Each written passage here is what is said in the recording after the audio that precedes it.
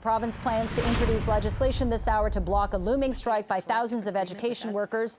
Laura Walton from CUPE is speaking at the Queen's Park Media Studio. Let's listen in. They've said no, even though they could easily afford to say yes, given their $2.1 billion surplus. My coworkers and I still want to reach a negotiated agreement that will guarantee service improvements for students, help school boards solve their very real problems of hiring and keeping qualified employees, and secure a significant wage increase for the lowest paid frontline education workers that's long overdue. Today, the Ford government introduced legislation to force the lowest paid education workers further into poverty. Doug Ford and Stephen Lecce's bill will mean workers will have to make a decision between putting gas in their car or buying their child a snowsuit, between buying groceries or paying the hydro bill. And this is after a decade of frontline education workers being attacked by Bill 115 from the Liberal government and Bill 124 from Doug Ford's Conservatives. The lowest paid education workers will see another 4 years of real financial hardship. In fact, it's completely unclear just how devastating this will be. We have asked the government to actually outline what they have put in this legislation, and to date, we are awaiting that clarity. School boards will be unable to recruit and retain staff, leading to further staffing shortages and cuts to services for students. There will be no improvements to the services students need. Overworked education workers will continue to see their workloads increase, and they will now be expected to do even more unpaid work. Thousands of our youngest learners who have spent the majority of their lives in isolation during the pandemic will now be deprived of two-educator, play-based learning model of kindergarten that would support their lifelong learning. Workers who are sick will be denied paid leave and will face even more financial hardship. Let me be clear. Stephen Lecce and Doug Ford's law is not about preventing strikes. This is about cuts, cuts, cuts. It is about depriving workers of their right to free and meaningful collective bargaining. Today, by trying to crush a group of organized workers that is 70% women, the Ford government is telling everyone they only work for the privatizers and the rich. They don't work for families, they don't work for communities, and they certainly do not work for workers. I'm pleased now to introduce Fred Hahn, President of CUPE Ontario, and I'll be happy to take your questions at the end. Hello, everyone. My name is Fred Hahn, and I am President of CUPE Ontario. I'm proud to be here today with our members who are education workers and on behalf of all of our members in our union to say quite clearly, what the government did today is outrageous. It is a monstrous overreach. They have employed the nuclear option here, trampling on constitutionally protected rights of workers and negatively impacting not only our members, but kids and schools, the way that Laura just outlined. We have 3 more days of bargaining scheduled, despite the tabling of this legislation and its attempt to try to impose an inadequate contract. They may think, the Minister of Education and the Premier, that they can rely on this bully tactic. But I want you to know, we've been holding mass meetings of our members across the province over the last week. Thousands of our members have been clear. They have been expressing their commitment to good wages, good working conditions, better educational environments. So on Friday, regardless of what this legislation says, our members will be engaging in a province-wide protest. That means no CUPE education worker will be at work. Instead, we will be taking a stand for public education, for ourselves, for our future. These workers have been subject to having their rights trampled on for more than a decade. Laura mentioned Bill 115, that opened every collective agreement, rewrote sick leave provisions, and mandated zero wage increases. And then they saw Bill 124, as did so many other public sector workers. Our union and others have been effective in challenging governments in the courts, and we've won, but all too late for workers. Enough is enough.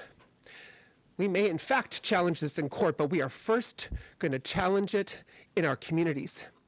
We are not going to allow our rights to be legislated away.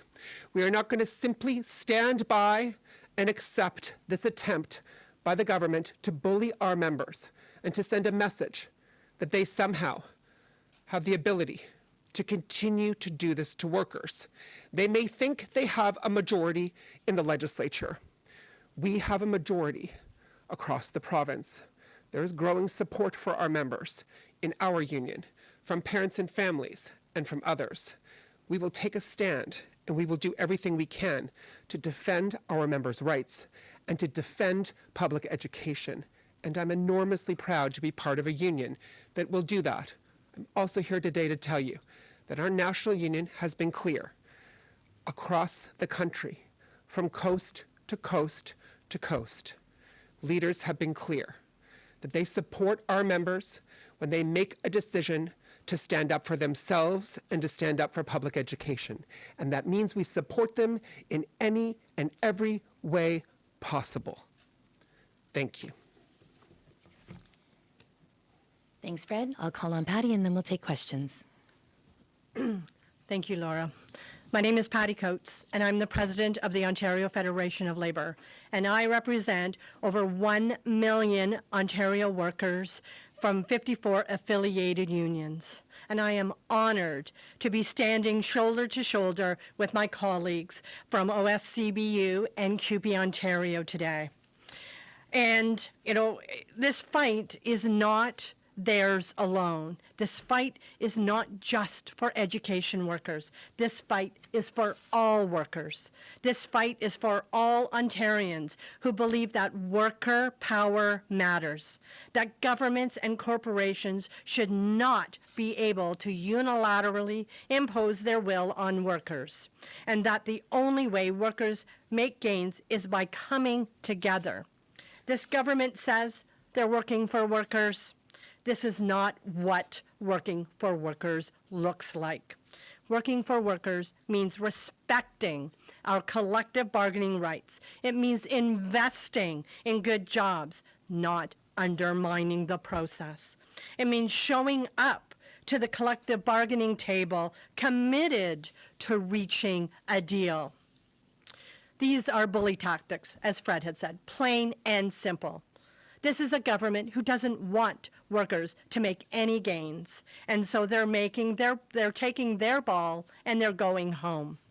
This government has a long track record of trampling over workers' rights. Their very first act in office in 2018 was back to work legislation that ended a strike of 2,000 academic workers at York University without even addressing any of their funding or job security concerns. Then, in 2019, they passed Bill 124, a wage suppression bill that stopped public sector workers from negotiating fair wages.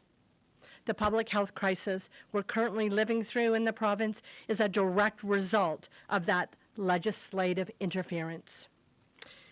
I come from an education background. I was my local OSSTF president for 16 years, and before that, I was an educational assistant in the classroom. I also have family who are CUPE members, education workers, and I know how hard education workers work. I stand with them, as do our more than 1 million workers here in Ontario. And I'm calling on every worker who has the benefit of a collective agreement to stand with us, to stand with CUPE education workers in our fight back against this blatant attack on our fundamental rights to free and fair collective bargaining. We are in solidarity. Thank you. Questions, Richard? I know you have one. Your members are striking. They're walking off the job on Friday? Yes. Are you concerned about any consequences from that? I'm concerned about the consequences that will happen if we don't fight back. Right now, I have spent a week going across the province talking to thousands of workers who have said to me, if I don't get a real wage increase, I can no longer work here. The mass exodus of education workers that's going to happen, if this legislation is allowed, is going to be detrimental to the services that my child and millions of children have in our public education system. Just a one-day strike? Are you going to be striking on Monday too? That will be, left up to what happens. I think it's time for this government to understand people are not in support of them. They have 18% of the popular vote. We had 82.6% of our members show up and say, no more. It is time for this government to understand you just don't bully. We asked to go back to the table last week. They told me they needed more pressure. When we apply more pressure, they then legislate us. I think it's clear who's been on a path all the way along. What are the potential consequences if you defy this new legislation? There are consequences, and we have shared those with our members. I think there's also consequences for not fighting. At what point, as people in Ontario, do we stand up and say, enough is enough? You're going to face fines, Laura. Yes. What are those fines? Those fines are determined by the Ministry of Labour, and our union is 100% in support and will be coming through with the financial support for those. What about your members who, by your definition have said are people who are struggling? Can they afford to go on an extended strike in this kind of environment? So what's really scary is the amount of strike pay that they will receive often is more than what they receive from their employer right now. Do you have any sense of what proportion of your members that's true of? So many, especially anyone who goes on EI over the summer. During EI over the summer is a taxable, and they receive less, and they still have to pay for their benefits. These are pieces that are taken care of by the union while we are in a strike position. I think what we really need to understand is, why is it we are forcing these folks on the brink of poverty to stand up against a government that clearly disrespects workers, not just education workers, but you've heard the minister say time and time again, whatever happens for CUPE is going to lay the groundwork for public workers, public sector workers everywhere. When do we say enough is enough? And I am so proud because our members have said, enough is enough now. Right. Can I ask you a quick question? You used the word monstrous overreach, which got my attention when it comes to tabling this legislation. Is the government indirectly telling your members just how important the role is in the schools, or is there another reason behind this monstrous overreach? It just seems though not allowing the strike bargaining to happen, it seems like they're coming down with a very heavy hammer. So are they saying how important these low-paid employees are, or do you think there's something else going on? There's nothing in what we understand to be in this legislation that should in any way imply that the government is trying to communicate to workers how important they are. In fact, as we've heard, it legislates a collective agreement, violating their rights, uses the heaviest hammer imaginable to do so, and imposes wages and other conditions that are simply inadequate, that we know are inadequate, that our members know are inadequate, that parents and families know are inadequate. That's why it's such a monstrous overreach. They didn't just prevent a strike. They didn't just say, yeah, off to arbitration with you. They're writing the collective agreement for workers. We've seen this before, and my God, I'm so proud that our members have finally decided we're not going to take this anymore. We're going to stand up and say no. No, you can't just do that and not face repercussions. Questions about repercussions for us? Let's talk about repercussions for the Conservatives. Okay, we've been listening to CUPE President Fred Hahn speak at the Queen's Park Media Studio, along with Laura Walton, President of CUPE's Ontario School Boards Council of Unions, saying that they plan on striking Friday if a deal cannot be reached. Still 3 more days of bargaining, but we know that the province is introducing back-to-work legislation to prevent a strike. They are saying no, enough is enough. I'm afraid of the consequences if we don't fight back, so they plan on striking at least for 1 day on Friday if a deal cannot be reached.